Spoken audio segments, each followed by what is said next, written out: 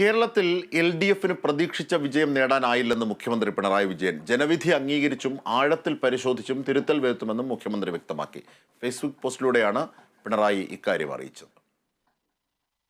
ജനാധിപത്യവും ഭരണഘടനാ മൂല്യങ്ങളും അട്ടിമറിക്കാനുള്ള BJPയുടെ ശ്രമങ്ങൾക്കേറ്റ കനത്ത തിരിച്ചടിയാണ് 2024 ലോക്സഭാ തെരഞ്ഞെടുപ്പ് ഫലമെന്നാണ് മുഖ്യമന്ത്രി പിണറായി വിജയൻ ഫേസ്ബുക്ക് പോസ്റ്റിലൂടെ ആദ്യം പറഞ്ഞു തുടങ്ങിയത്.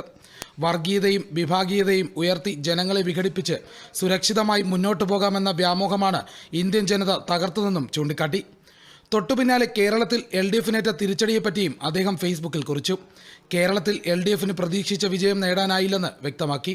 ജനവിധി അംഗീകരിച്ചും ആഴത്തിൽ പരിശോധിച്ചും തിരുത്തൽ വരുത്തുമെന്നും ഉറപ്പു നൽകി. പോരായ്മകൾ കണ്ടെത്തി അവ പരിഹരിക്കുമെന്നും വ്യക്തമാക്കി. തൃശൂർ മണ്ഡലത്തിൽ BJP നേടിയ വിജയം ഗൗരവത്തോടെ കാണുകയാണെന്നും മുഖ്യമന്ത്രി എടുത്തു പറഞ്ഞു.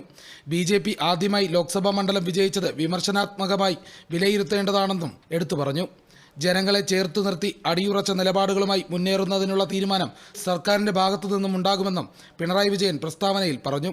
തെരഞ്ഞെടുപ്പിൽ ഇടതുമുന്നണിക്ക് വേണ്ടി ഒപ്പം നിന്ന ജനങ്ങൾക്ക് മുഖ്യമന്ത്രി നന്ദിയും രേഖപ്പെടുത്തി. Kerala vision news, Thiruvananthapuram.